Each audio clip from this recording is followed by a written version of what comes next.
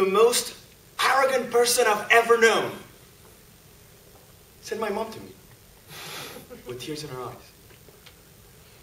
It was a Saturday evening of April 2001.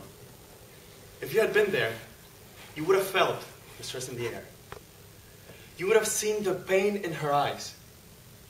You would have heard her voice crack. I had been working night and day to finish my final project for technical design class. And it had to be perfect.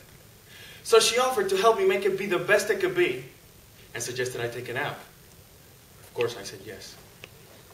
But when I came back, I found her crying. The project had been ruined, and I was devastated. "Mom, what have you done?" I said to her. "I'm so sorry, son." So I took the project.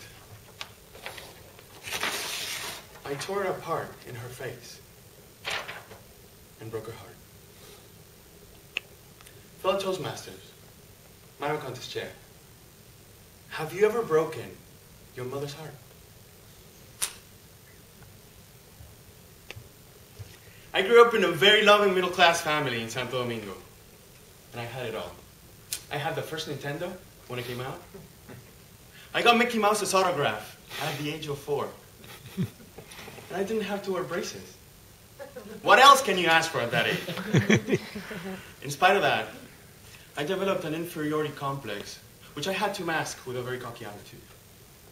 At the age of 12, I got my first earring, and I proudly wore it to my aunt's wedding. Let me tell you, it was the first time I had champagne.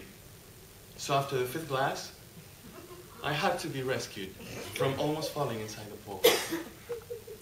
On our way to the buffet, Grandpa Victor saw the glitter on my ear.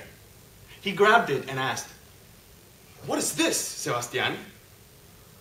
But I had to man up, so I said, "That's the generational gap between you and me."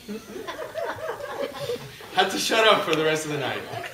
Regardless, I understood that my big mouth and my attitude were my only tickets to get by. So I felt like the last cook of the desert, or the real McCoy.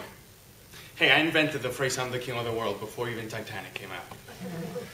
So I thought I had the right to always be grumpy at home, to be a jerk on the phone, or not to look people in the eyes whenever I didn't feel like it. A true sweetheart. But at the age of 23, I moved out of my place and came to live in Spain on my own. And yeah, at first it was all great fun. New place, new town, new life. But soon I realized that I had no friends. I didn't know my neighbors. I missed my family like crazy. And I started understanding that I couldn't do everything by myself. I needed help to get things done. And that without others, I was nothing. But it struck me that I was socially challenged, as I hadn't had the need to be kind to people before. So I didn't know how to win anyone over.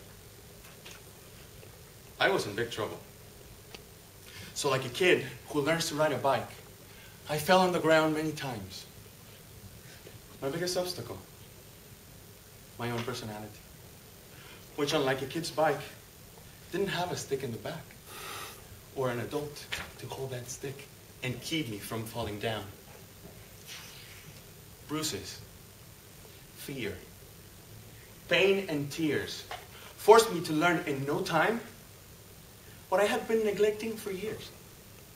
But all of a sudden, I encountered myself with concepts such as attention, gratitude, compassion, and understood the power of the smile, the magic of appreciation, the beauty behind people's names.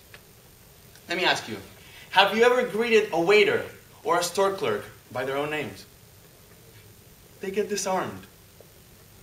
A few weeks back, I was at Malaga airport, and when crossing the security check, I said to the security guard, "How are you, Anna?" She freaked out. "Do we know each other?" she said. "Mm-mm." Then I pointed at her name tag, and she blushed. I don't know how often strangers call her by her name, but at that precise moment, her face told me that she was not feeling like a number anymore, but as an actual human being. So often do we fail to see others as real human beings and instead treat them as if they were nothing, forgetting that these people also have lives. They have fears. They have problems, just like us. And have you ever felt like a number before? Feels bad. So I dare you, go to the supermarket, read the name tag on the cashier, say, "How are you, Anna?" and just see what happens. But please, be quick to read it. You don't want to seem to be staring at her cleavage. Fellow Toastmasters, that evening, I was an idiot to my mother. I failed her as a son and as a human being. But that situation, and many of the things that have happened ever since, taught me that by mistreating others, we alienate ourselves from the world. And forget that one of the keys to a fulfilling life is to help others feel important. Because as we share our lives with others, we want to feel that we're liked, that we're needed, that people care. Otherwise, it just makes no sense. So I ask you, ladies and gentlemen, how important do people feel when they're with you? My question.